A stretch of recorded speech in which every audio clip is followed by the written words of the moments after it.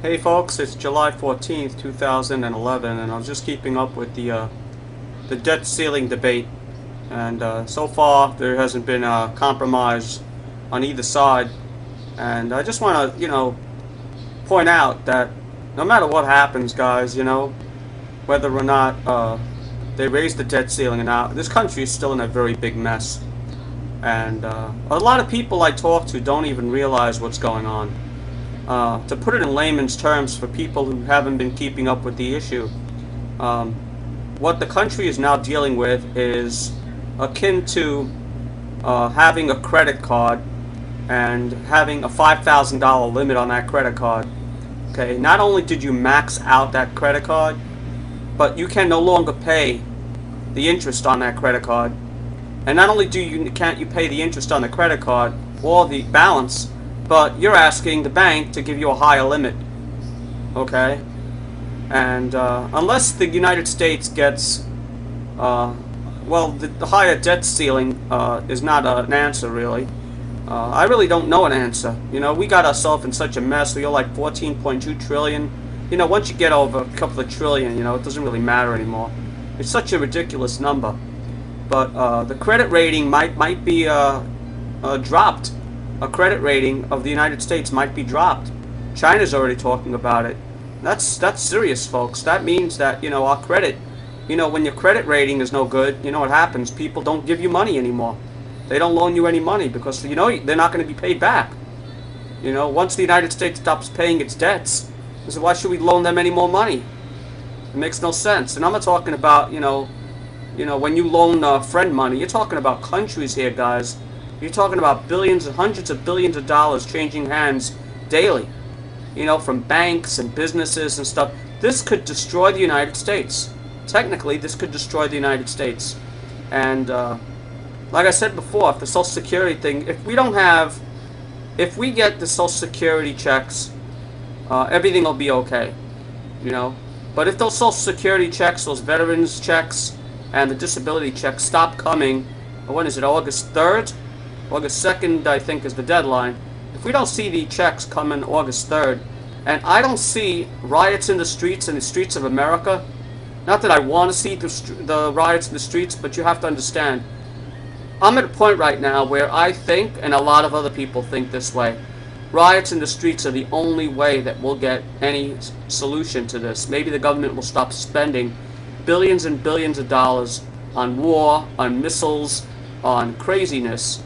Where's all this money going? All the billions of dollars we give in our tax dollars, all these billions and billions of dollars, where is this money? Now they're broke. I don't get it. I'm sorry to laugh, but it's just funny.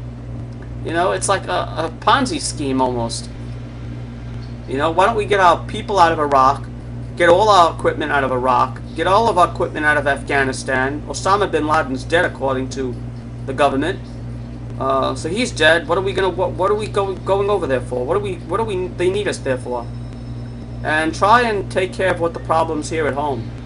I really hope that if there is no checks coming in on the 3rd, if the checks stop coming to the elderly and the veterans and the thing, I really hope there are riots on the streets. I really hope so. I really do. I want people to wake up. Maybe that's the only way people will wake up. I really don't understand it. I'll be watching it on my TV, so, I'm not going to be going outside rioting. I'm not that nuts, I've been warning people for months. I've been warning people for years that this day was coming. The government is out of money. There's no other way to say it, That's an easy way to say it. Layman's terms. The government's out of money, and it wants a higher debt ceiling, meaning they want to have their credit. They want higher credit.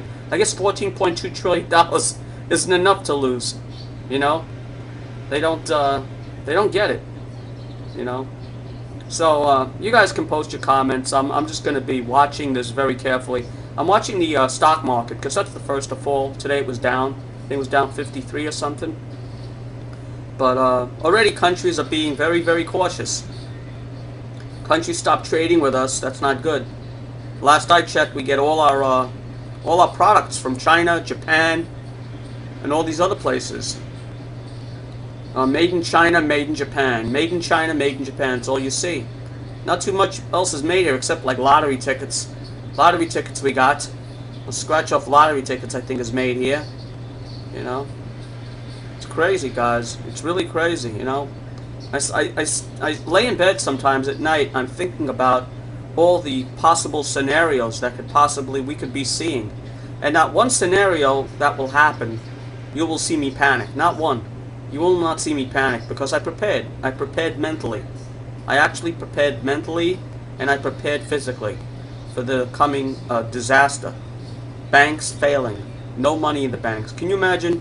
Let's say a person has $50,000 in the bank. The FDIC can no longer afford to cover that bank. Well, what do you think is going to happen, guys? That money's going to be gone. Up in flames. That's it. No more. That's what happened in the 1929, you know, the run on the banks. There was no FDIC. Yeah, we have an FDIC now, but, I mean, not too many people answered me about this. I said it before.